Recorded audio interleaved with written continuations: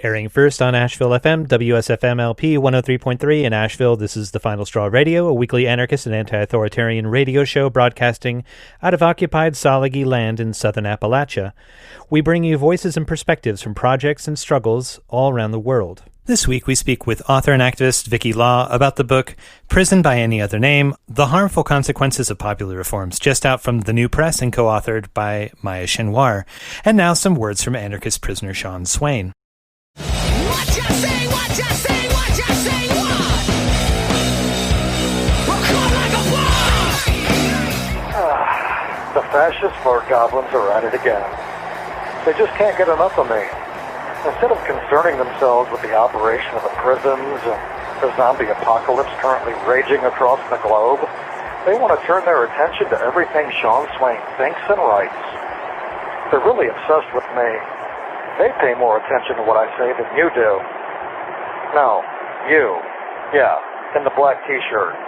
Yeah, you're clearly not paying attention.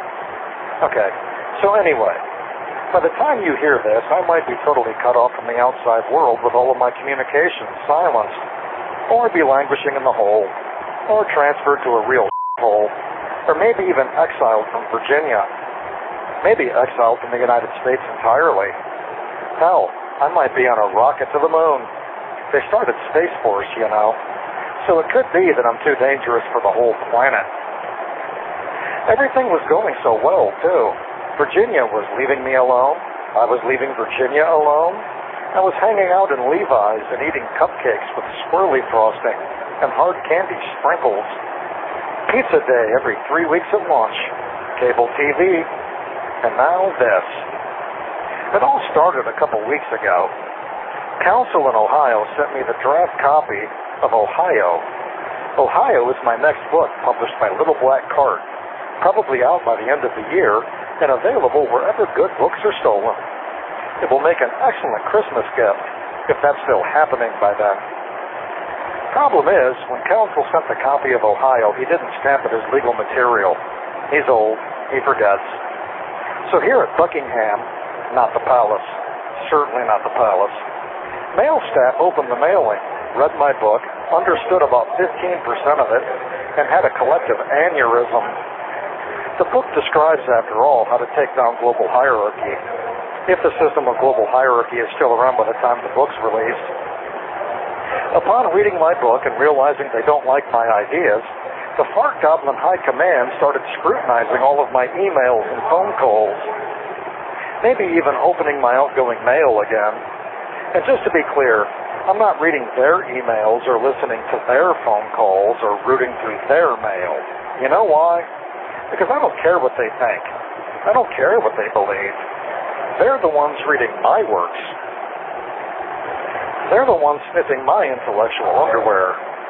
Clearly, my thoughts matter to them much more than their thoughts matter to me. I'm that important. Anyway, not long after the Fart Goblins intercepted Ohio and tried to read it, I sent out emails containing my open letter to Annette Chambers Smith. As far as I can tell, it only made it to the Detroit ABC website. Everyone else's copies were intercepted by the Fart Goblins. No explanation. So now, just to be clear for everyone keeping score at home, Virginia prison Fart Goblins have gotten into the censorship of what you get to know in the free world business. This, from geniuses who can't play the weekend movies on time. I found out they were intercepting my mail when I called Adam Baum, and he said he didn't receive the emails. So I sent a request to the investigator here asking him what the problem was. I got no answer. I am, after all, criticizing Ohio, and Ohioans shot Virginians in the Civil War. So I don't know what loyalty these folks here at Buckingham, not the palace, have to Annette Chambers Smith in Ohio prisons. Please be sure to repost my open letter that's now posted at Detroit ABC's website everywhere. It's got to be important if they tried to steal it. So then I wrote Abolishing Slavery. It's a 2-email article. I sent it out to a lot of people, but everyone only got the first email and not the second. Again, the Fart Goblins stole it. Hopefully that will be posted at swainrocks.org and shawnswain.org by the time you hear this. It's got to be important. Fascists tried to steal it. Now, just to be clear, the article is called Abolishing Slavery. Abolishing slavery. This might have been controversial in like 1825, not in 2020. I should think everyone opposes slavery now, but I guess not. I guess in the capital of the South, you still can't send out emails about abolishing slavery. The craziest part, the investigators who seized the article, who have silenced my opposition to slavery, are both black. Go figure, huh? So when I again inquired with investigators, they still gave me no explanation. Instead, they shut down my email completely. If past is prologue, my phone will be next. And so will my mail, and then I'll find myself in a van at 4 in the morning, heading to Montana, or Arkansas, or Guantanamo Bay, Cuba. That'll teach me for opposing slavery. At any rate, it appears that Virginia has now decided to take up Ohio's war on the truth, their criminalization of my very existence. So you might not hear from me for a while, depending on how fascist the Virginia fart goblins want to be. Wish me luck. I'll send a postcard, unless I'm really sent to the moon. In the meantime, everyone keep wilding out, especially Portland. You guys rock. This is anarchist prisoner Sean Swain in exile from Ohio at Buckingham Correctional in Dillwyn, Virginia. If you're listening, you are the resistance. You can write to Sean Swain at his latest address at Sean Swain, number 2015638, Buckingham Correctional, P.O. Box 430, Dillwyn, Virginia, 23936. You can find his past writings, recordings of his audio segments, and updates on his case at seanswain.org, or now follow him on Twitter at @SwainRocks. So I'm joined by Vikki Law, freelance author and editor. We've been lucky enough to have Vikki on the show to talk about two prior books, Resistance Behind Bars, The Struggle of Incarcerated Women, and Don't Leave Your Friends Behind, Concrete Ways to Support Families and Social Justice Movements and Communities, which Vikki co-edited with China Martins. And I'm very happy to invite Vikki onto the show again to talk about the book that was just co-authored with Maya Schenwar, Prison by Any Other Name, The Harmful Consequences of Popular Reforms. Thank you so much for being here, Vikki. Thanks so much for having me back. What are your preferred pronouns also? Thanks for asking. I go by she and her. Okay. And I go by he and him. Okay. First up, how are you doing today?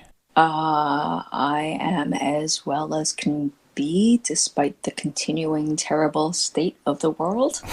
So this is to say that myself and my loved ones and my community, whether I love them or not, all seem to be as healthy and as well as possible, given the pandemics that we're facing in this world and the terrible things that continue to happen and threaten to happen. Yeah. How are you? I'm okay. Yeah, I similarly, like, the people that I'm close to seem like definitely feeling the stress of the ongoing pandemic and this world that seems to be on fire at a ever increasing rate. But yeah, that's kind of the most that we can hope for, right? Is just to be doing okay and struggling along. Mm-hmm. I think it's always good timing for an abolitionist book to come out. But the timing for the release of this book that you just co-authored is pretty incredible. What would you tell listeners about Prison by Any Other Name and what went into writing and constructing this book? So, in a nutshell, Prison by Any Other Name critically examines the popularly proposed alternatives to incarceration, i.e. a physical jail or prison in which people are confined and have their liberty snatched from them, and looks at these popularly proposed alternatives to incarceration as ways in which coercive control and surveillance and the carceral net widens into our homes and our streets and our communities and even our other institutions, which are supposed to be helpful. And instead of actually shrinking the footprint of the prison industrial complex, we actually see it widening the net of who is confined, who is surveilled, and who is controlled. One of the easy examples that has been pointed to more and more recently is, especially during the pandemic, is people getting ticketed for or citations or whatever, and like maybe court being postponed if people are not being actually put into jails, but has been the proliferation or the expansion of incarceration, right? Yes. One of the popular alternatives that we were seeing when we started looking at popular alternatives to incarceration was electronic monitoring. So for listeners who don't know or are not that familiar with electronic monitoring, it is usually an electronic shackle, a GPS device attached to somebody's ankle. Usually it is big, it is bulky, it is uncomfortable, although that is not the worst of it. It tracks your every move.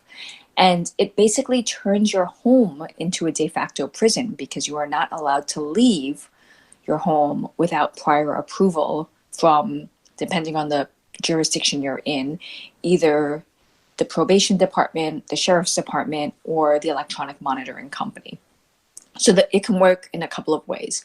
We see people being released from pretrial detention, i.e. jail, where you are supposedly innocent until proven guilty, on electronic monitors, so that instead of having to pay a massive amount of bail, or in the very few cases, such as Harvey Weinstein and Jeffrey Epstein, you get to pay a lot of money and you get to go home on an electronic monitor and continue being, living your lavish, abusive lifestyle. But for the most part, everybody else who gets let out under electronic monitoring is basically told you cannot leave your house without prior permission.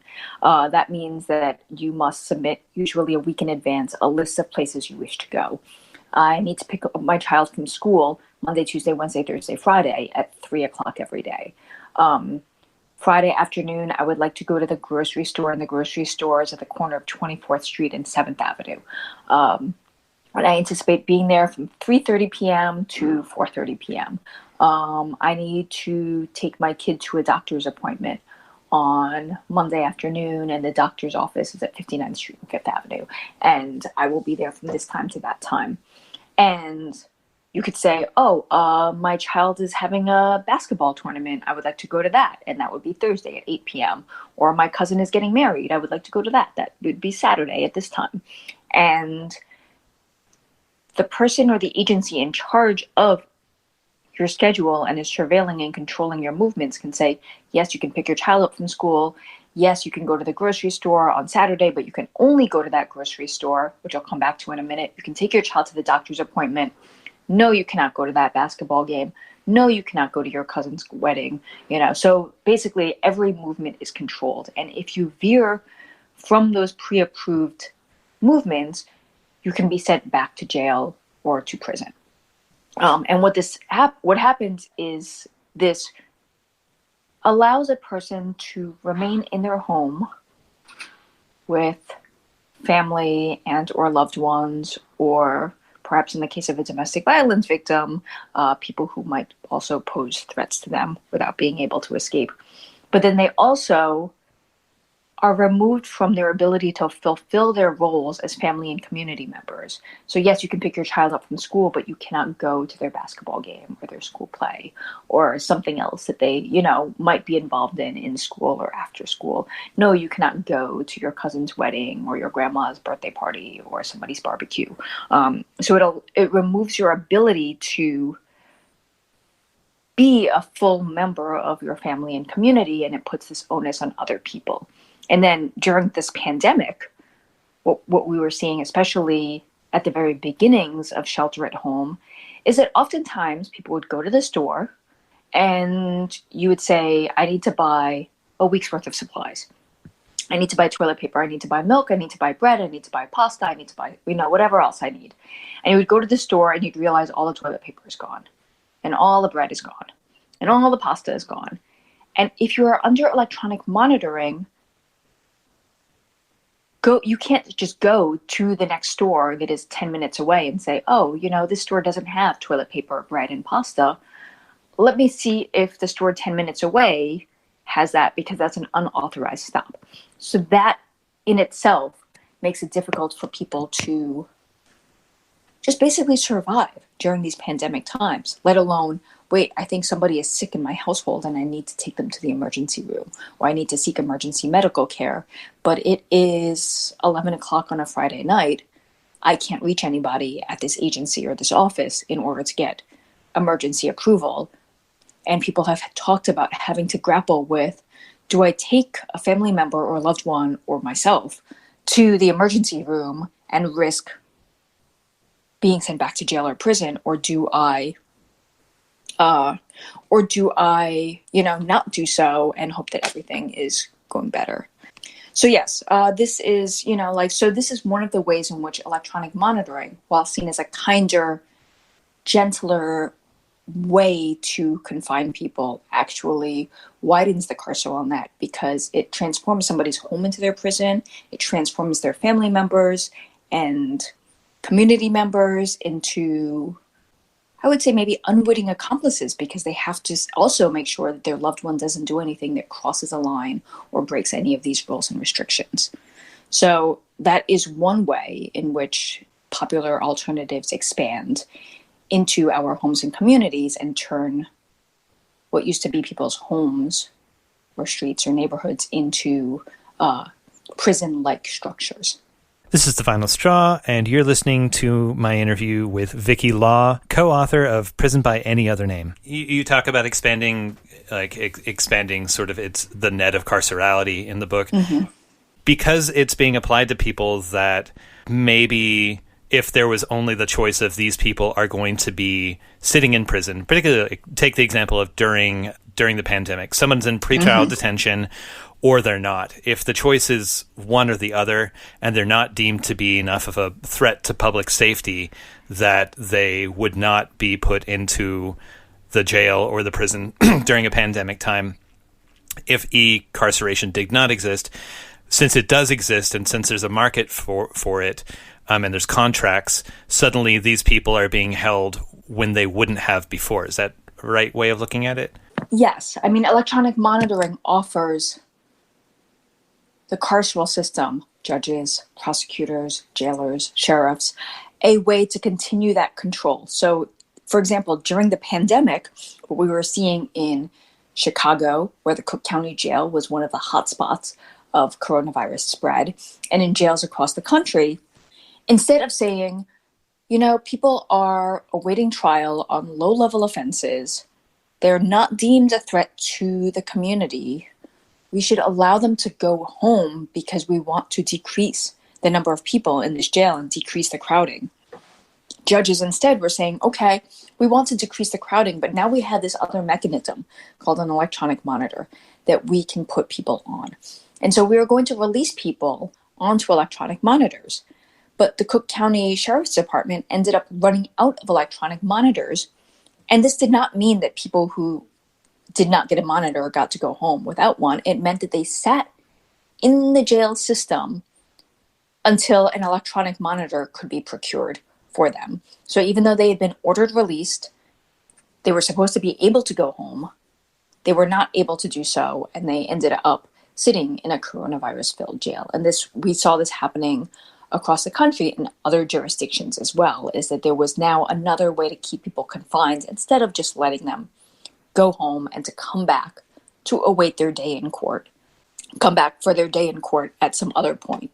But go home, not be in a crowded dorm room with 75 to 100 other people, not be in a crowded cell with 2, 4, 5, 6, 7 other people. So there were ways in which electronic monitoring actually ended up being a tool that kept people inside during a pandemic.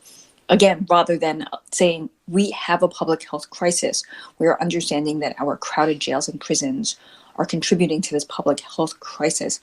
How do we deal with this? It became, but we have to shuffle them out through this way, and when we run out of devices, then they just stay there, despite all evidence that points to the fact that releasing people from these crowded jails and prisons will help stem exposure. And who bears the cost of confining people during home confinement, for instance, as opposed to when people would have been in jail? And who bears the cost, the devices?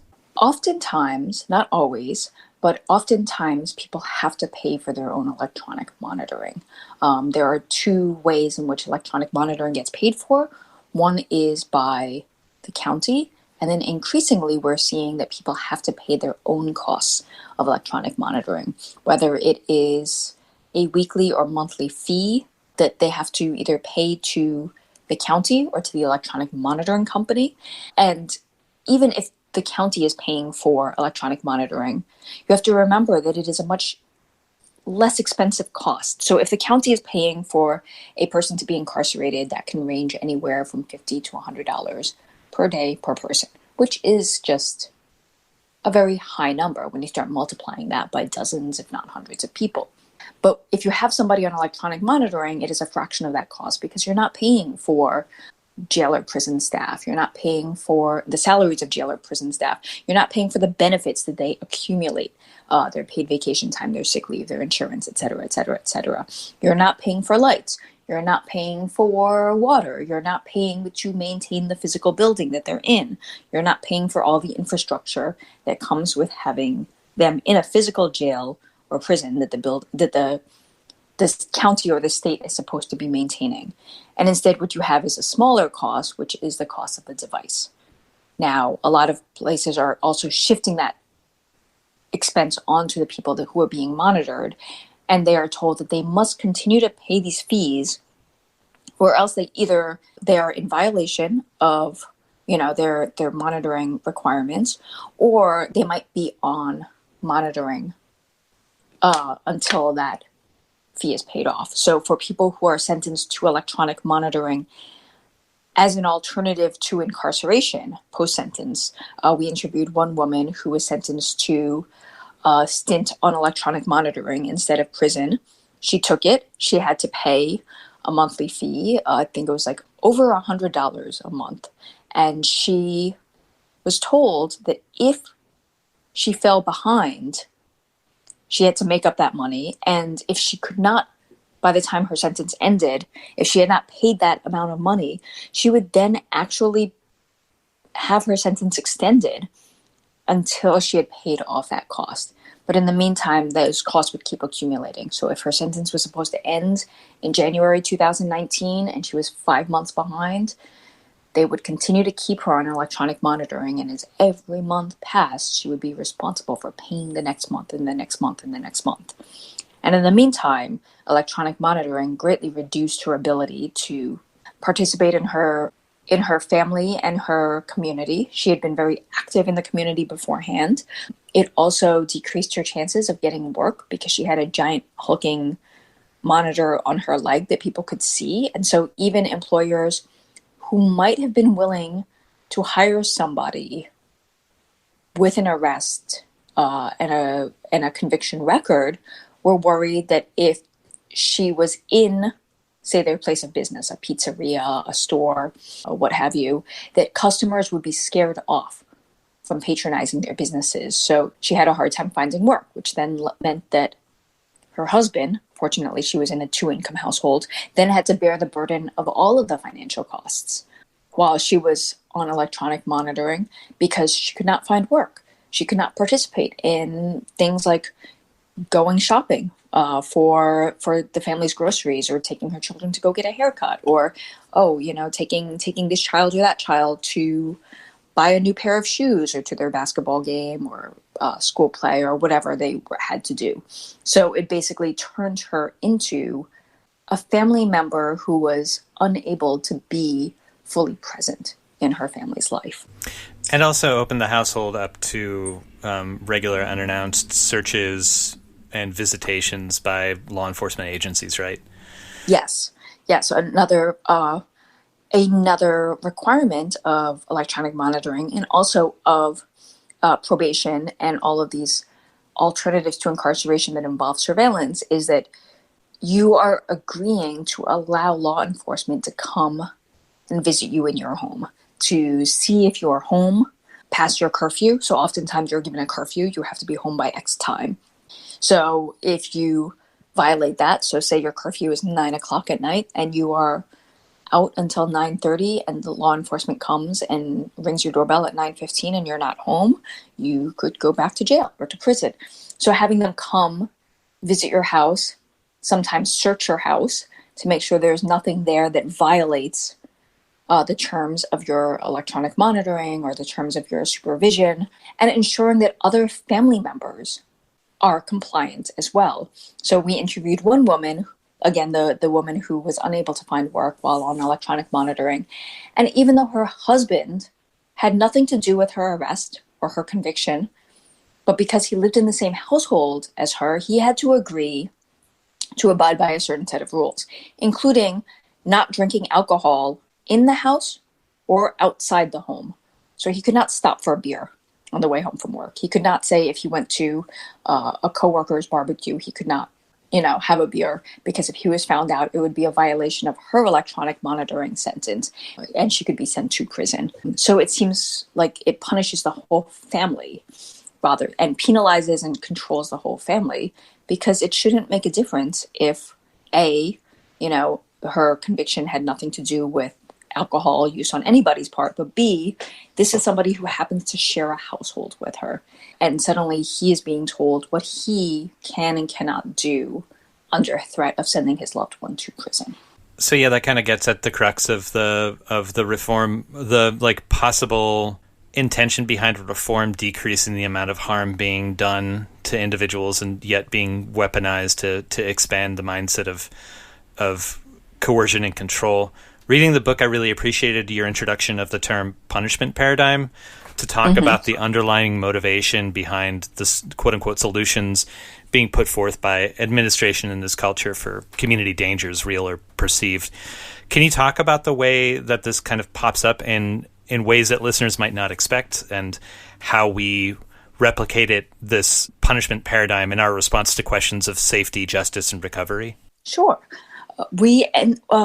The United States has a compulsion towards retribution, and we tend to equate justice with punishment. We tend to equate dealing with harms with some sort of punishment. We don't actually think about what actually safety looks like, what security would look like, what being able to not only survive but thrive in this society might look like. And instead what we do is we punish people for their inability to somehow survive and thrive, whether it is through imprisonment or incarceration, whether it is through some of these alternatives such as electronic monitoring or probation. And then we also see this punishment paradigm in other institutions, which is another aspect that Maya and I wanted to really address, is that we were seeing this punishment paradigm play out in institutions and programs that were supposed to be helpful. So for instance, mandatory drug treatment. So not the drug treatment like the Betty Ford Clinic, where well-to-do white women would be able to go and, figure out what was happening, that they were misusing substances, and it was impacting their ability to show up for their family and themselves and their loved ones in their community. But the kind of lockdown drug treatment that low-income people, particularly Black and brown people, are often mandated to go to instead of prison. And these institutions often mimic what happens in jails and prisons, where you're locked in, you are not allowed to leave, you are given a strict set of rules that you must abide by. You are torn away from your family and community, even though studies have shown that strong relationships are the most significant motivators to curb drug misuse. But you're torn away from them. You're not allowed to contact them usually for the first 30 days, sometimes for the first 90 days. When they come and visit you, it's like a prison visiting room. You go and you sit in a room during designated hours. You're not allowed to just say, your mom can't come by and be like, hey, I made a giant turkey, and I'm bringing you some, grandma made lasagna. Like, we thought you might like some lasagna. You're not allowed to do these things that would, you would be able to do if you were in the community, participate in that kind of family get together, or, experience family caring for you, and sharing with you. And it's based on a model of punishment, because anything that you do that violates that could be punished by either expulsion or losing privileges, again, a similarity with prisons and jails, which is you're allowed a certain set of what they call privileges, not rights. So, say your ability to leave your room, or your ability to watch TV, or your ability to make phone calls to your family, or go out into the yard, or participate in some extracurricular program. These are all considered privileges that can be revoked at any time. So what we're seeing with this concept of the punishment paradigm is even places that are supposed to be helpful, like drug treatment, like psychiatric confinement, even some schools, particularly schools that are in low-income communities of color, are mimicking many of the punishment features and the surveillance features of jails and prisons and incarceration. So again, we have this idea that we have to treat everything with punishment. We can't say, look at underlying causes and shift our thinking to say, well, what is it that caused this person to do this? What caused the harm, and how do we transform the conditions that led to this harm? And how do we also address the needs of the people who were harmed if someone was harmed? And instead, it is always just more control, more surveillance, and even if there's not an immediate punishment, that's constant threat of punishment if a person deviates from these rules and restrictions. This is The Final Straw, and you're listening to my interview with Vikki Law, co-author of Prison by Any Other Name. It kind of feels like our society, so it looks at a situation where somebody experiences harm. The justice system, quote unquote, like the court system, acts as like a representation sort of community need, takes on the, like when somebody is accused of or found to have violated someone else in a way, have harmed them, there's sort of a displacement of that person who has been harmed out of the conversation, and whether or not that person wants outcomes or what those outcomes look like. For instance, with an intimate violence situation, the state steps in and takes over the decision of what is going to happen to that individual who has caused the harm, and to a degree the person who the harm has been caused to. And reparations, as they're understood, seem to be like the government decides what a punishment is. The punishment is meted out in the name of justice against the person who has caused the harm, and there's no sort of support mechanism, or it sort of breaks the cycle of a relationship between the person who caused the harm and the person who the harm was caused to. There's no reparations distributed between those two people. Does this make sense? Sort of. I'm having trouble like finding the words for it, but the state says you have done a harm to society, replacing that harm that was done to that other individual. You pay back to society by stepping into the corridors of these prisons, or by putting yourself on these rolls. We monitor you, we charge you money for this period of time. And in the meantime, it doesn't actually necessarily resolve the harm that was done to the individual, nor do they get a say in what that looks like. It sort of just like breaks the community connection. Is that a fair way of like assessing what the justice system does in the U.S.? Yes. I mean, and we're seeing this idea of what Mariam Kaba, prison abolitionist and organizer, calls somewhere else, capital S, capital E. So we must send people whom we don't want to deal with somewhere else. So in the pre-colonial days, that was banishment and exile. You were exiled from the town or the little colony to go make your way somewhere else. We see this with jails and prisons, where people were sent away, like you caused harm, or maybe you didn't even cause harm. You disrupted the fabric of the community, and you must be sent somewhere else. And then we see this replicated today with our system of mass incarceration, where we have 2.3 million people behind bars. And then we see this replicated again with some of these popularly proposed alternatives. Electronic monitoring. You are in your house, but you are unable to participate in the community. You go to a lockdown drug treatment center or a lockdown psychiatric confinement. You are somewhere else. And as you pointed out, it doesn't necessarily take into consideration what the person who was harmed might want. So in the case of domestic violence cases, many people who experience domestic violence and survive domestic violence often say, I didn't want to see this person arrested or, taken away. I wanted them to stop hurting me. And that's a key difference. Like, they weren't saying, please take this person somewhere else. They're saying, I want this person to stop hurting me. And we see that a disregard to that wish play out when police are involved, and in many places around the United States, they have what's called no-drop prosecutions in domestic violence cases, in which the state takes over and refuses to drop charges of domestic violence under any circumstances. So it doesn't matter if the survivor says, I wanted this to stop, but I didn't want the police to come and lock up my abusive partner and then put that person on trial for assault. I don't want that, I don't want my partner and perhaps part of my family or a co-parent or, a loved one locked away for X number of years. And the state disregards that and then says, well, in no-drop cases, the person can either plea bargain or go to trial and risk conviction. But the desires and the needs of the survivor and the survivor's family are not taken into consideration. Maybe what, the survivor wants is the person to stop harming them. And then maybe they're like, these are the things that we actually need. Like maybe my loved one, like the abuse started when my loved one lost his job. Maybe the abuse started when, the landlord started hassling us because, they want us out because this neighborhood is gentrifying. Like there are all of these factors that come into this. None of which, I want to be clear, excuse somebody continually harming somebody that they claim that they love. But, if we look at some of the conditions that allow and enable this, maybe that, like instead of saying like, well, what do you need to stay safe in this relationship? Oh, maybe you need a place to live. Maybe you need an ability to, separate temporarily while this person also gets the help that they need. Maybe you need to to have these resources and supports for yourself. And instead, this idea of the punishment paradigm says you're going to punish the person who did the harm.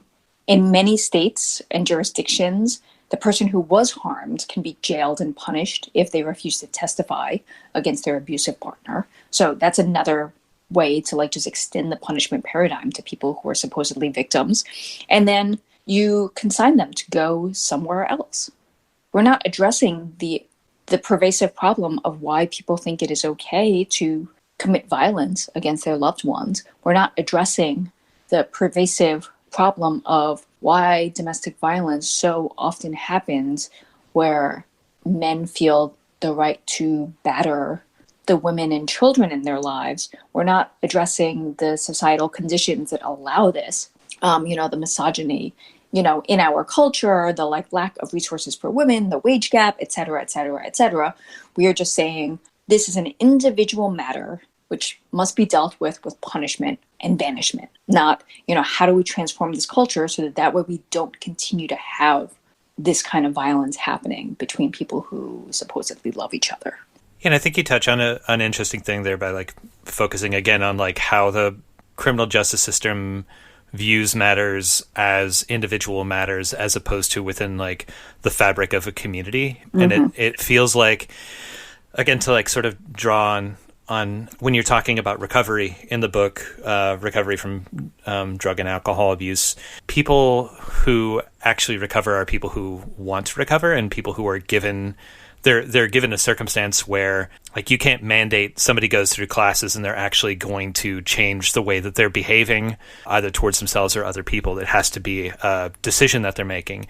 And if we have a paradigm where the solution that's presented to us or forced upon us is that someone is necessarily withdrawn from the social fabric, ripped out of it, they don't have that difficult but also that continued relationship necessarily that binds them towards being involved in a solution that helps to reintegrate them back into that solution. If you have done harm to people, it does make sense to separate someone who is doing active harm from a situation where they're harming people. Mm-hmm. But if you put up all these hurdles for someone, assuming that family wants to have a continued and community want to have a continued connection with someone, if you put up all these hurdles to them being able to communicate, to them being able to reintegrate, to them having a continued participation in the growth of children in their community, in their elders aging, in care, in faith communities and whatever, then they maybe don't have as much investment in reintegrating back, which, if you believe in ideas of people being institutionalized, like being recidivistic so many times they come back into prison, that's where they feel like they understand the world and where they have a place that they've integrated into and they feel a sense of purpose or identity, as opposed to the outside world that they've been distinguished from and separated from for so long. It's not surprising that, at this point, so many people rely on police and prisons to resolve the problems that come up between humans. Well, I think that this reliance, decades, centuries of relying on police and imprisonment as our solution also has just shrunk our collective imagination as to how we keep each other safe. So in calls to defund the police, to abolish the police, people immediately think, oh, well, how will I keep safe? As opposed to saying, like, how do I keep safe in other situations? And how do we keep each other safe? What are the roles that community and other people can play in promoting safety so that it's not just I pick up the phone and I call 911 whenever I perceive a threat to my safety or security or even my comfort. Like my neighbors are playing loud music. Do I pick up the phone and call 911, or have I already cultivated a relationship with my neighbors where I can maybe I can call them, or I can go ring their doorbell and say, like, hey, it's 1 a.m. Can you please turn your music down? What are the ways in which relying on policing in prisons or some form of policing, whether it's like you call the police, you call your buildings management company, or you call 311 or whatever agency there is, in your area, to say, I want to report loud music coming from this place, as opposed to saying, like, what are the ways in which we can do this? And that might seem like a very small thing, right? Like, it's not a huge harm unless it happens 365 nights out of the year. But, we start small. We have to think about what are the ways in which we can reduce our reliance on the police, and how do we build that sense of community and that sense of safety. You don't have to love your neighbors. You don't have to like your neighbors. You don't have to hang out with them, and like barbecue with them or have them over for dinner.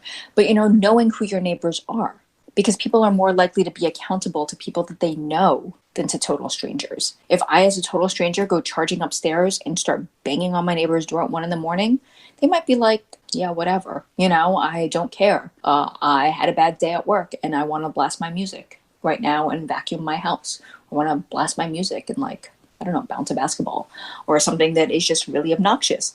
But if I know my neighbor and I'm like, oh, hey, Marilyn, how are you? And we say hello on the street or whatever, they might be more likely to be like, oh yeah, sorry. This is like I didn't realize that you could hear my music, or I didn't realize it was so late. I was so annoyed, or whatever. Again, this is a small example, but if we think about all of the ways in which we rely on the police and the prisons to solve all of our problems. Somebody's playing loud music. Somebody is, somebody's throwing garbage all over the street. What are all the weird, dumb little things that people call 911 for? In New York City, people who are newly moving into neighborhoods that have been primarily people of color neighborhoods and are gentrifying, call the police for things like there's a bunch of dudes playing dominoes and they're making all sorts of a racket until 4 a.m. Well, maybe you could just not call the police on people who are playing dominoes.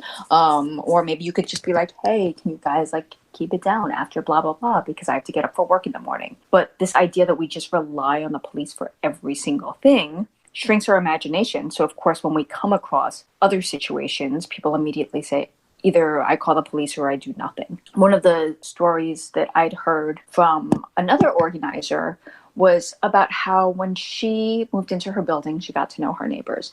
And at one point, she heard what sounded like, a domestic violence dispute happening in a neighboring apartment. So she went and she banged on a third neighbor's door and said, hey, I think that something is happening in this apartment.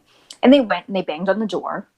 And I think it was a heterosexual couple. The fellow opened the door and was like, what? And they actually hadn't planned what they might do after he opened the door. It was just sort of a rush to we need to intervene somehow. But it was enough that it stopped it in that moment, because that man also realized that his neighbors were hearing this. They were not okay with this. People weren't just turning up their music or putting headphones in and pretending that there was not something harmful happening in the next apartment. They actually took action. And I forget what the end to the story was. I don't remember if more people came out or, but what they did was they intervened in that moment. They didn't call the police to have this guy hauled off to jail, have perhaps the partner also hauled off to jail if she refused to testify or did not cooperate with the police. There was not this cascading effect. So it was people saying like, okay, we need to do something about this, and them having enough of a community. They were not best friends. They did not all hang out together or have monthly barbecues or picnics. But they knew each other enough that you could say like to neighbor 3, hey, we need to knock on neighbor 2's door because something bad is happening. And let's figure out a way to like just intervene in this moment. And again, relying on police and prisons shrinks our imagination so that we think that we cannot do anything as individuals, as small groups, as groups of friends or groups of neighbors or like community members to intervene when we see harm happening. One of the examples that I love to give is Mia Mingus, an organizer and co-founder of the Bay Area Transformative Justice Collective, talks about practicing accountability like a muscle. She gave an example of some basketball player. I don't remember who because I don't follow basketball, but she was like, he did not, come out and immediately be able to do all of these things that basketball players do. He practiced and practiced and practiced and practiced and practiced. And, and then finally, like you see him on the court and you're like, oh my God, this man is amazing. Look at all that he can do. And community safety and accountability is also like that muscle where you practice and practice and practice. So first you start with small things. What are the ways in which I can promote safety in my home and in my building or on my block? Maybe I can get to know my neighbors. Start saying hello to your neighbors, get to know their names, get to know, if particularly for people who are female identified, sometimes it's say hello and keep it moving. So you don't invite, a sort of like weird, unwanted conversation that follows, but get to know people because people are more likely to come to the aid and assistance of folks that they know than total strangers, where they're just like, oh, go call the police or it's not my business. This helps in a number of ways. Like what if they need help at some point and you might be able to say like, hey, I have these skills to offer. And it could also be a building block to actually building support structures for community safety and in the time of a pandemic, community support. So if somebody thinks they might have COVID, it is easier to quarantine in your house.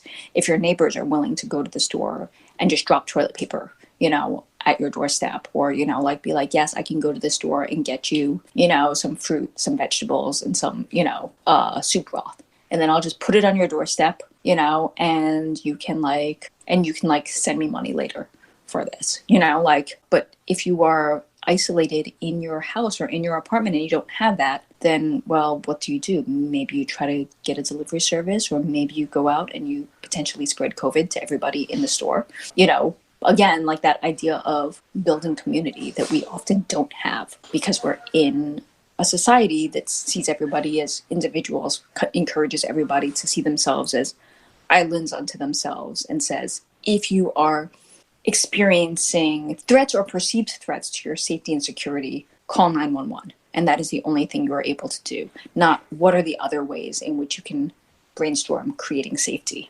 TFSR is a proud member of the Channel Zero network of anarchist podcasts, and here's a jingle from another member of CZN. From Embers is a show produced about anarchist ideas and practice across so-called Canada. Every week we spend about an hour going in-depth about ideas, histories, and ongoing struggles that we think are important. We're a part of the Channel Zero Anarchist Podcast Network. You can check it all out at fromembers.libsyn.com.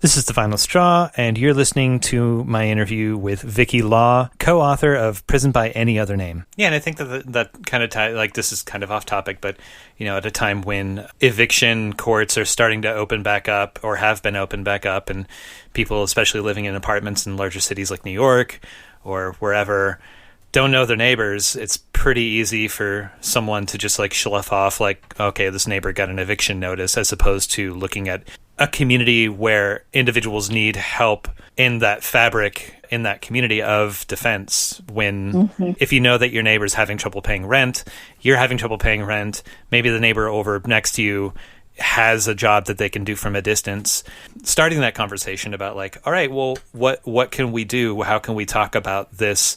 What are the actual impacts on all of us if the landlord is able to take individuals to housing court and evict them just because they don't have a job that's reopened or whatever other like circumstances? And how much does that make it easier for us to get picked off also in the process? Or it also could lead to organizing to say, there's 5 of us out of this 8 apartment building, or 5 of us on the block with the same landlord. We can go and try to negotiate, a rent decrease or a rent something, payment plan, something, like whatever the, like the negotiations turn out to be. But as opposed to each one person going to the individual, to the landlord's office one by one. And, person A is a really good negotiator and they got like 1 month's rent taken off. Person B is not that great of a negotiator. They pay half rent for, the months that they are not having a job. Person C has never negotiated a thing in their life and, is just told, pay your full rent or else you get evicted, as opposed to like everybody going in together and saying like, hey, you don't want 5 empty apartments because you're not going to be able to rent them at this rate for the pandemic. And we've also been really good tenants. We don't throw a lot of parties. We don't wreck the place. We're not like, those heavy metal stars that are throwing things out windows at 4 a.m. Like we are people that you want to keep here. Let's figure out a way to make this work so that we can stay in our homes. You're not having to take us to eviction court. We're like avoiding this whole lengthy battle. I don't want to say it's much easier, but it is probably more productive to go in as a group of people, where everybody then can get something, rather than saying like every one person has to go in on their own and hope for the best. So during this uprising that's been going during the pandemic against police violence, primarily against Black and brown folks, but against, in a lot of instances, it's expanded to dialogue around the existence of police. And you've seen demands raised or chants raised to abolish the police, and they've shifted in a lot of places to defund the police, with a hope to move city budget funding to education, to subsidized housing, to treatment opportunities for drug abuse or mental health services, general health services, and so forth. We've already been moving into an economic downturn. The pandemic has been exacerbating that with just a skyrocketing amount of people on unemployment. Not everyone who is actually just unemployed people, like not a lot of people working in the black market economy, the gray economy, or just, not being able to actually file for unemployment, just puts everyone in just this really dire situation.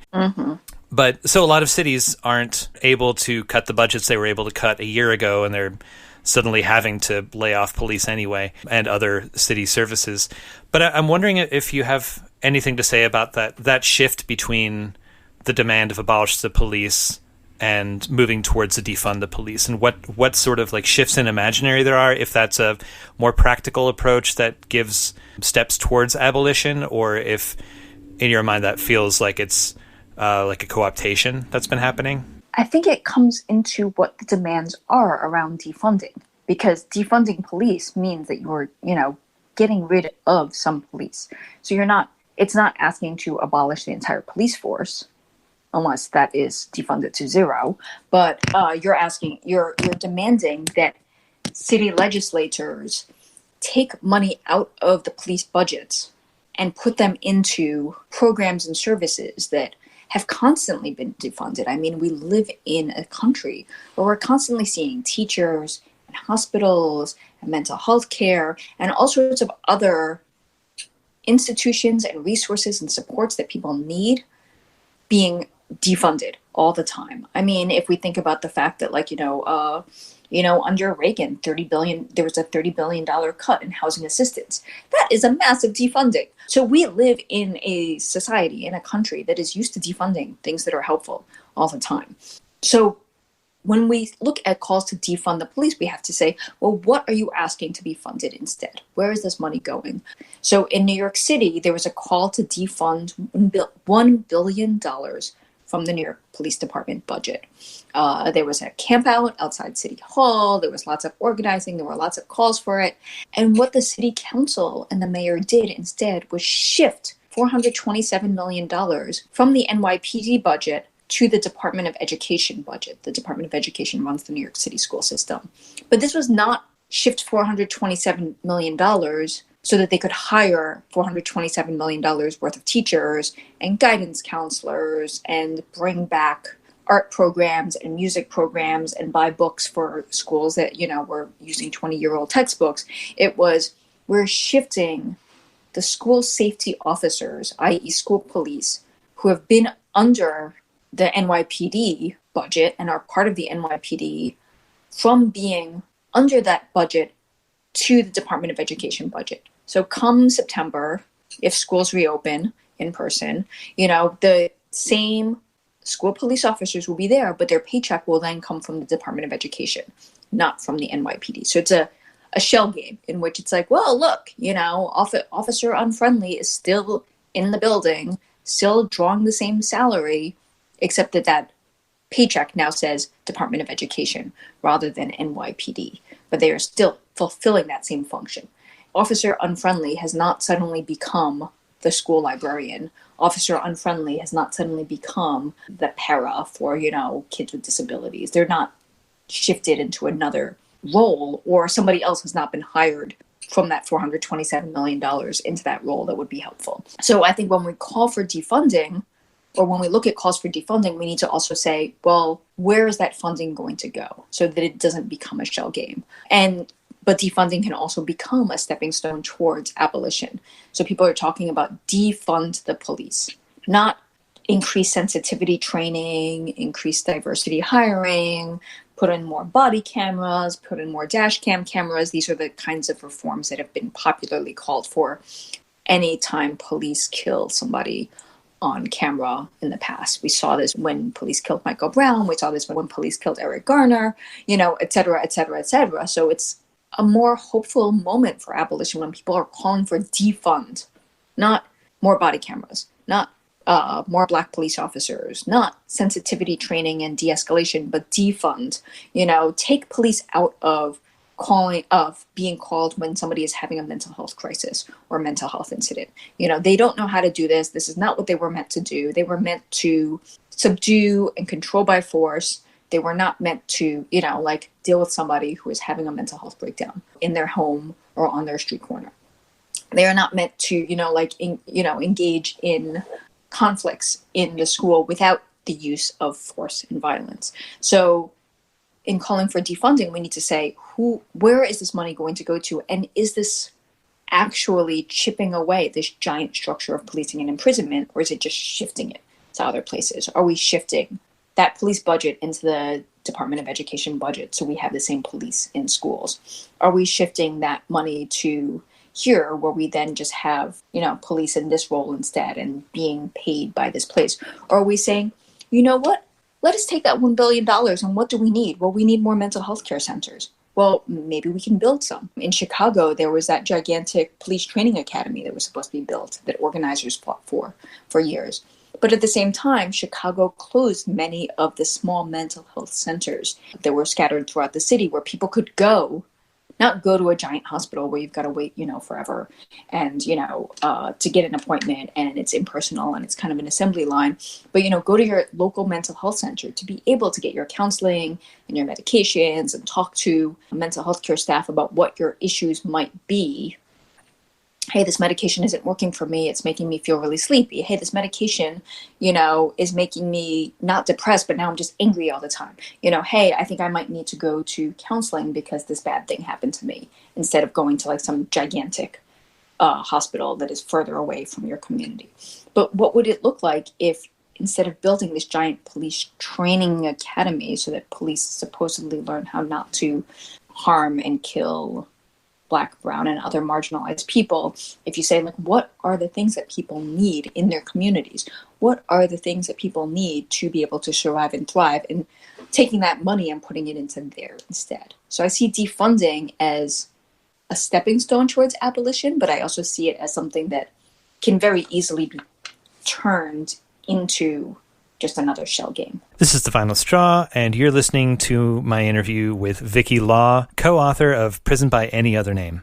So during this time when we're having this conversation around police abolition or defunding the police, prison abolition as a conversation that's been happening for a long time, and trying to get at this underlying punishment paradigm or the concept of somewhere else, are there any guide wires or any specific abolitionist thinkers or authors that you think are doing a great job, or any sort of questions that people should be keeping in mind when they're working in their local communities to talk through what these alternatives might be and what steps to take in abolishing the police and the prisons and all this? Yes. So I want to first pose Angela Davis, prison abolitionist, author, formerly on the FBI's 10 Most Wanted list in the 1970s, posed recently where she said, does it make sense to call for more reforms to these failed institutions that began as reforms? And she's talking about the fact that prisons and incarceration emerged as a reform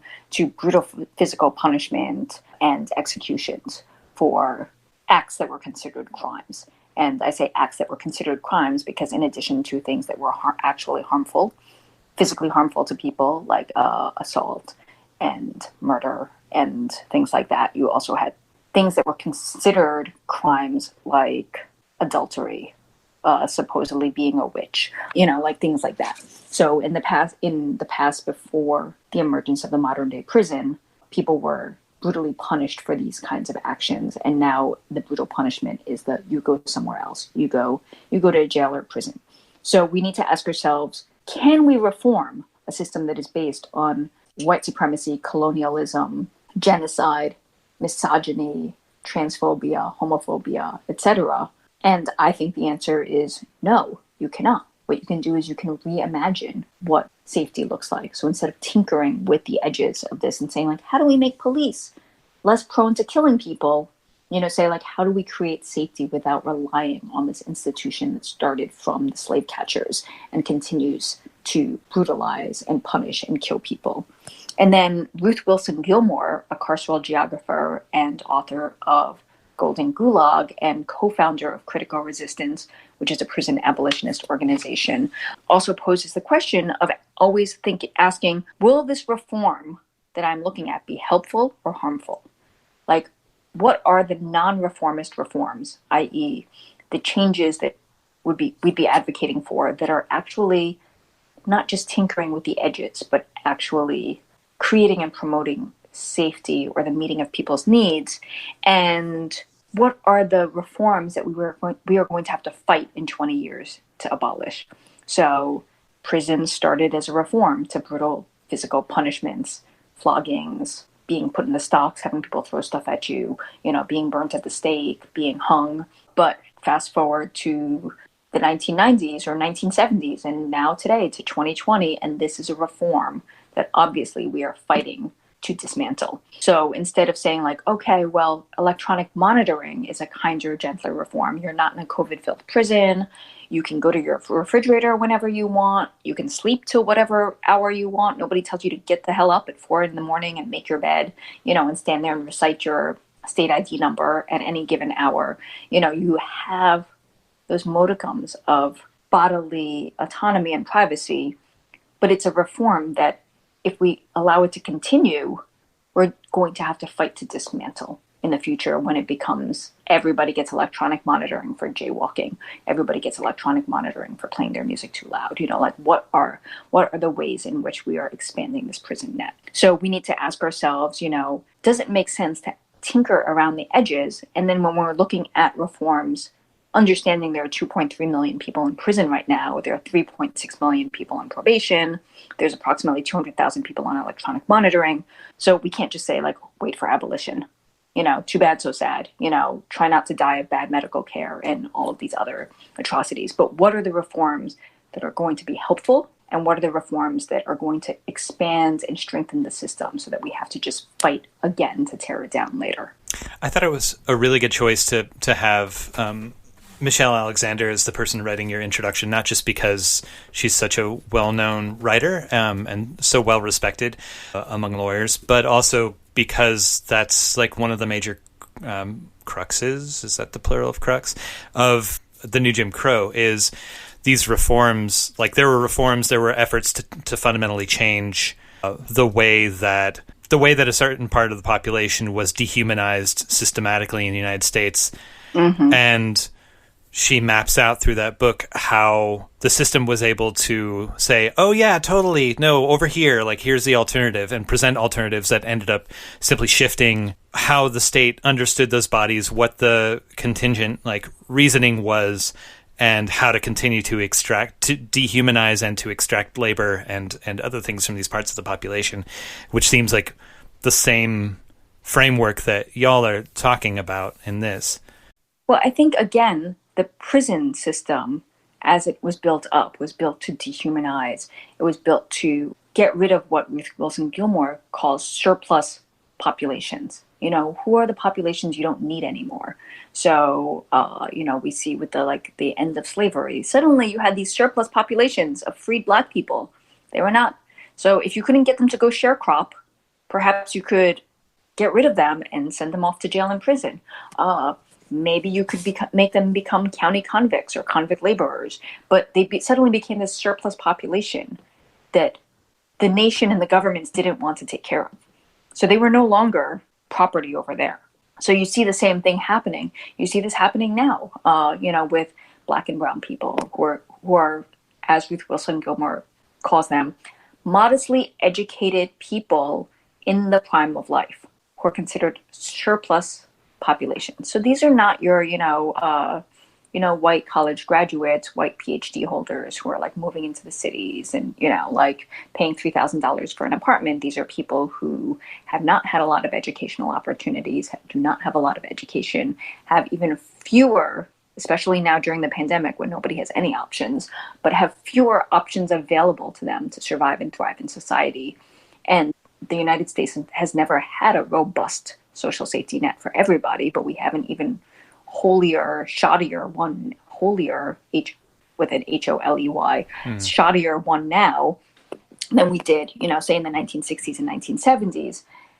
So what do you do with these surplus populations? You lock them away into that somewhere else.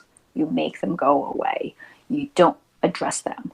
In Atlanta, if you have listeners who go to Atlanta, in downtown Atlanta, there's the Atlanta City Detention Center, which is this gigantic, I think it's 17-story monstrosity, which is a jail specifically built during the 1990s to hide the surplus homeless population, low-income people who could not afford homes or were not given housing, from viewers during the 1996 Olympics. So they, instead of saying, what can we do to house our homeless population?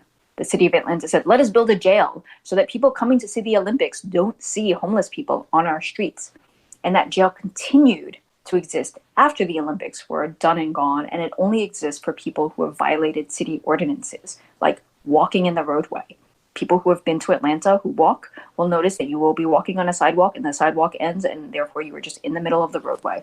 You know, there's just no more sidewalk, but if you need to get from point A to point B, you know, like you must walk in the roadway. Drinking alcohol near the store from which you purchased it. So it is not drinking alcohol in the nice bar that charged you a lot of money for their nice beer. It is drinking alcohol, like, so say you go to the like corner, you know, I don't know if they call them bodegas, but, you know, like you go to the corner store and you buy a beer and you are homeless or you are housing insecure, or you're just far from home, whatever. You cannot afford to go to the bar and pay 3 times as much for a beer. And you open up that beer and you drink it. You can be arrested and you can be sent to this gigantic jail that was built to hide homeless people. This is not for people who have caused harm to other people. These are violations of city ordinances. So we can see the continuation of what Michelle Alexander talks about, you know, removing people and hiding people, specifically Black people and brown people, you know, since we are now in 2020 and people come in different shades, and other marginalized people from view, instead of saying, you know, what can we do to address the fact that we have so many homeless people in Atlanta? What can we do to address the fact that people are not having their mental health needs met? Oh, well, we closed all the mental health centers. Maybe we should open them back up. You know, what can we do to address the fact that we are in a time in which everybody's opportunities for surviving and thriving are narrowing, but for certain populations, those opportunities have never been very robust to begin with. So for many public policymakers, it is just easier to throw them into a somewhere else and not think about them. Yeah, I guess what I was thinking of is to come back to it, and which relates to what you're talking about right now, is because you did refer to it as a shell game, it seems like the alternatives that are often offered are ones that are the closest in a lot of ways to the logic that is already existing. It makes the least amount of work for those policymakers to just paint the sign outside of a homeless shelter and change it into a prison. And it seems like we are, as abolitionists, in a difficult position, just to name that, because in a lot of ways we're talking about public funding, we're talking about budgets, and those budgets are in the end decided by, if we're talking about administrative solutions to a lot of the problems that are exacerbated by these same administrations, we're talking about like proposing solutions that to some degree go through the same people that choose the police budget. And I wonder, like, with that tension, like, yeah, if there are any good examples of that you can think of, and this is an unscripted question, so as you can tell by me asking it, but if there are any examples of instances where people have been able to like autonomously take an abolitionist perspective and without giving up their agency through it, also be able to affect public policy or the way that public space is used. Well, I'll divide that into two questions. So one, there's this question of budgets. So one of the optimistic things I'm seeing about the calls to defund the police is that people are actually starting to look at budgets passed by cities, by states, as political documents, which they are. But in past years, people talk about budgets and everybody's eyes glaze over. When I am the co-founder of Books Through Bars New York City, I remember being the treasurer and coming with my one sheet of paper that had like maybe 5 items on it. The money that came in and the money that went out. And I would give a 10-minute presentation. First it was 15 minutes. Then I whittled it down to 10. Even when I made it 5 minutes, everybody's eyes just glazed over. Nobody cared. I was like, we can't send books to people in prison if we don't have postage money. So here's an accounting of where the money went, how much we have to raise, how much, and nobody cared. Now imagine the city budget, which is so much more complicated than, an organization that sends books to people in prison and only has one function. And for the most part, people don't pay attention to the budget. And what we were seeing this year is people paying attention. In areas across the country, people were saying, we are paying attention to how much money we're spending on police. We're also paying attention to how much money we are not spending in all of these other areas where we really need them.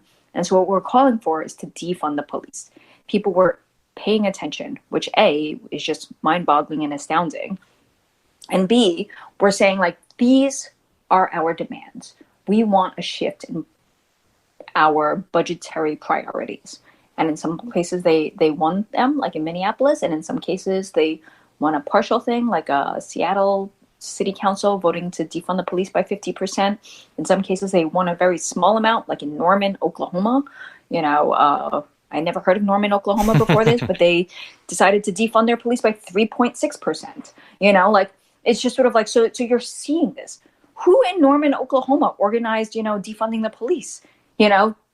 Again, it is not a place that was on my radar before. As somebody who has, reported on prisons in Oklahoma, I did not know of any, abolitionist groups, individuals, strongholds in Norman, Oklahoma. So we're seeing this pop up in different places because people are paying attention and they're seeing budgets as political documents. And again, I don't want to make this seem like it just kind of came out of nowhere. There's been a long tradition of people doing abolitionist organizing and political education, and we stand on those shoulders, of people like Ruth Wilson Gilmore and Angela Davis and Mariame Kaba and Dorothy Roberts, and people who have been doing this work often without very much notice or acclaim for years, if not decades.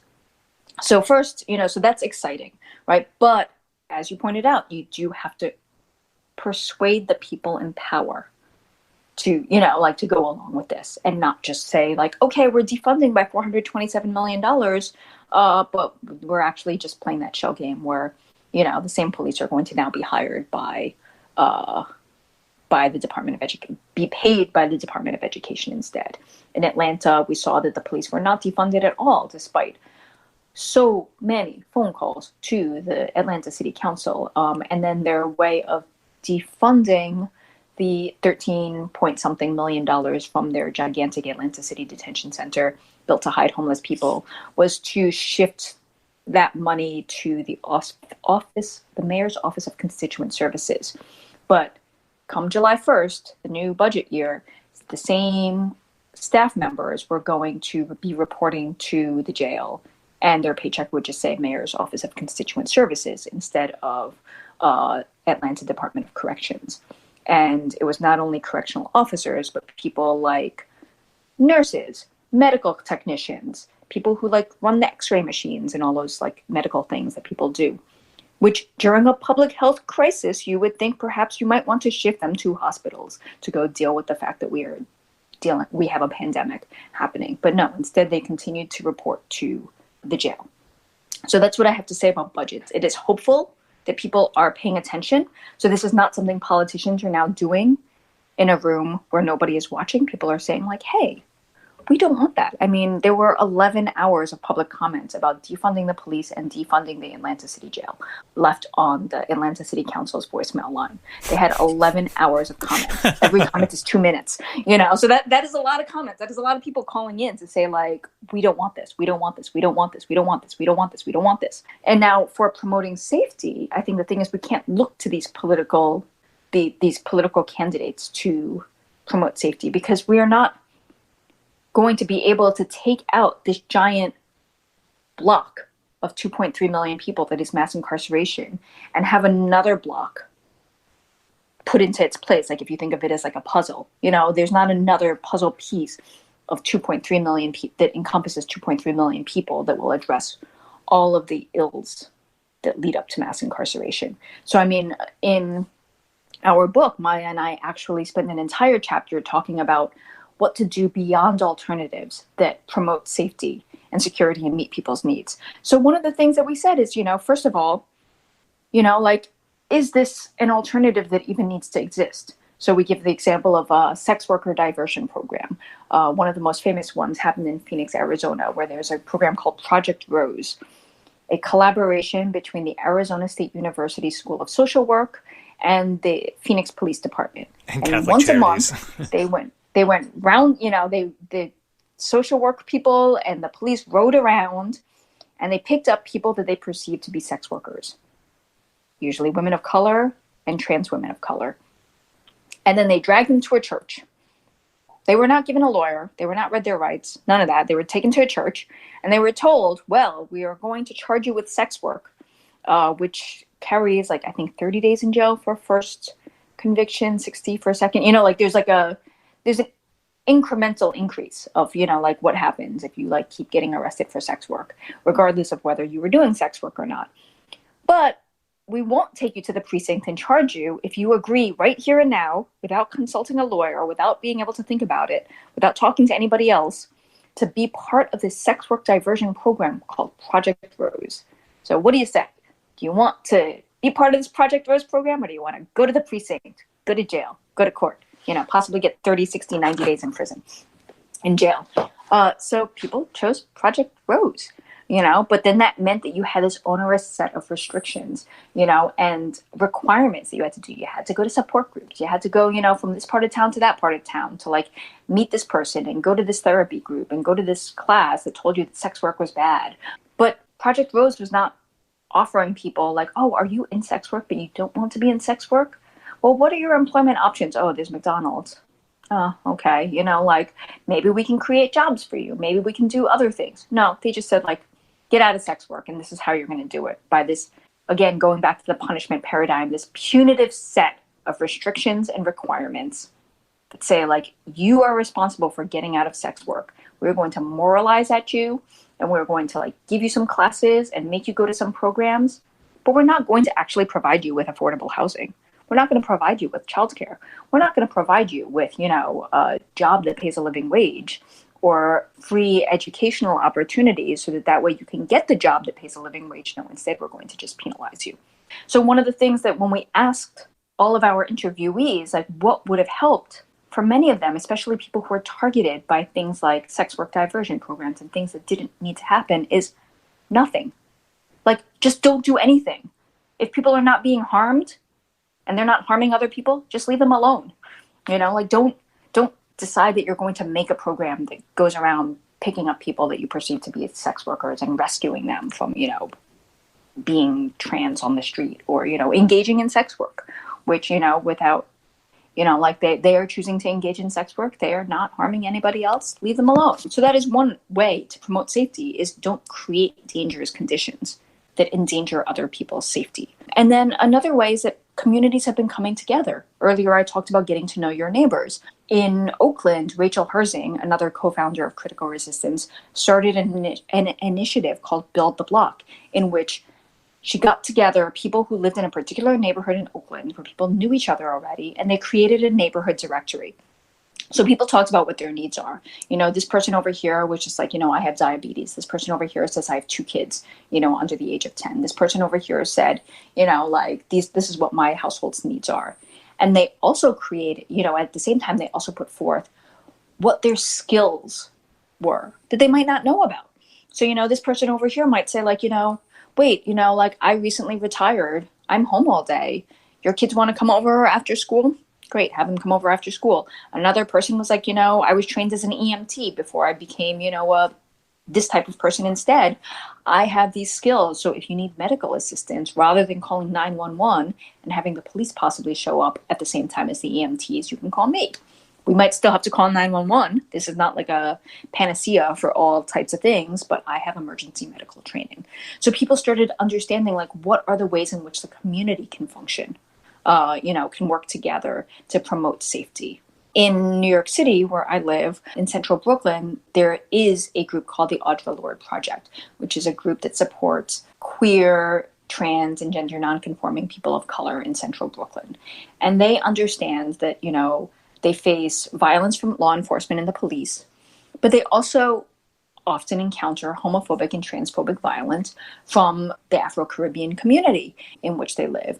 And so they started brainstorming what are ways in which we can promote safety without calling the police. And it was a series of meetings over a year and a half. This was not a quick fix, in which people said, like, what are the ways in which we keep each other safe? What are the ways in which people and businesses and storefronts and places where people gather deal with safety? Because everybody has a safety plan. They might not call it a safety plan. It might be like, oh, this person comes in and they're acting all rowdy. These are the 3 things that I do. Like there's a threat to my safety and security. These are the 2 things I do. My neighbor is drunk and belligerent. This is what I do. So everybody has a safety plan. And so then they started forming like, what are the ways in which we can keep each other safe? And they came up with a Safe Neighborhoods campaign in which organizers visited storefronts and businesses that are on the street level. So if you're like walking down the street, these are the things that you would see, and talk to them about being part of the Safe Neighborhoods campaign. So like being a safe space for people, learning how to de-escalate conflict, and then particularly being able to spot homophobic and transphobic harassment that could escalate very quickly into violence. So for people who are perhaps not used to thinking of, oh, that person was called a fill in the blank with, whatever slur you can think of. But, I run a pizzeria and like that table over there is hassling that woman over there.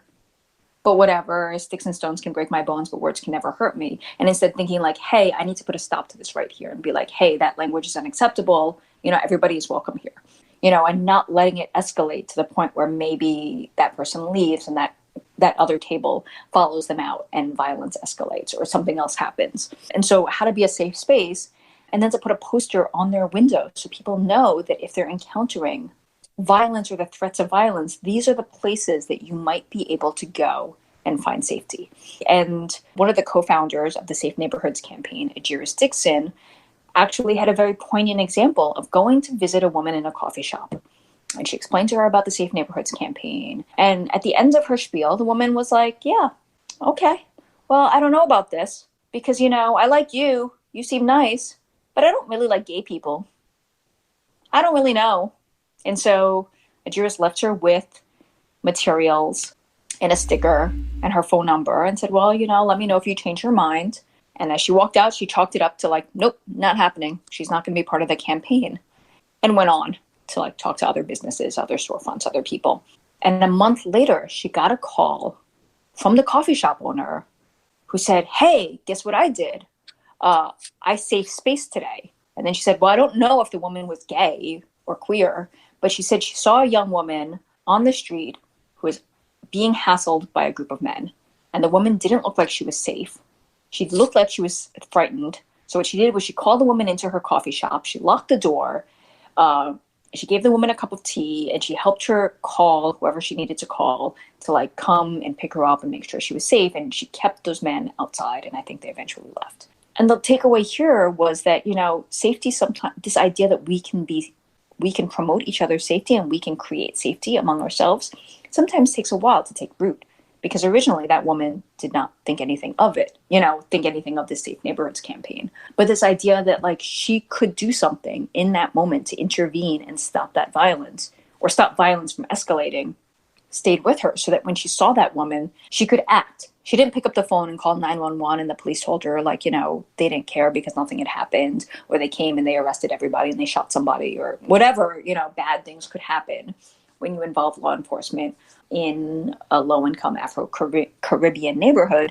Instead, she took action and said, oh, okay, these are the things I can do. I can offer my space. I can lock my door. I can let you use my phone. You can call somebody, to like come pick you up, so that way you are safe. We can make sure those people stay outside, and they're going to get bored and they're going to leave. So these were the things that she was able to do because that kernel had been planted of we can keep each other safe. So, I give that example because that is something that everybody should walk away from this interview with, is this idea that like, what are the ways in which we can keep each other safe? And they don't have to be large ways. You don't have to be like a black belt in Kung Fu. The woman didn't go out and challenge all these men. She basically beckoned the woman in and locked the door and made sure she was safe. Yeah, that's awesome. That's a really good example. And thank you. Yeah, that just inspires me to think about like the kind of conversations that I could be having with people in my day-to-day towards this sort of concept of community safety. Yeah, that's very helpful. Well, Vikki, your book is out from the New Press, right? Yeah. And available. Mm-hmm. And where can people find that and also find your writings or find you online? So they can go to the New Press's website. I think it's thenewpress.org. We've also been directing people to, if people want to buy the book online, well, if your local bookstore is open, either for like pickup, or allows you to actually go in, we encourage people to order from their local bookstore, so that way, like, there is some money going to the small businesses that we love and support. If not, if you don't have a local bookstore that is open, or if your local bookstore for some reason will not carry Prison by any other name or order it for you, we've been also directing folks to a website called bookshop.org, which actually supports independent bookstores across the country, and you can buy it from there as well. Because I think one of the things that we need to remember is that if we have nothing but large corporations like Walmart and Amazon and Target, these are a lot harder to promote community safety if these are just giant conglomerations with high turnover and owners that don't care about the community. Mm-hmm.